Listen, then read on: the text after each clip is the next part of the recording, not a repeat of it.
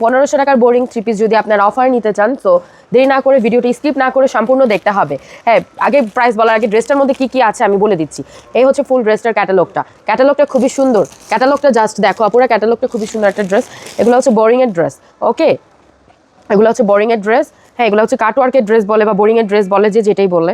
হ্যাঁ, এক একজন এক একটা বলে আর কি। হ্যাঁ, এই হচ্ছে ড্রেসটার ডিটেলসটা আমি আগে তোমাদের সাথে শেয়ার করি, তারপর প্রাইস আমি যাচ্ছি।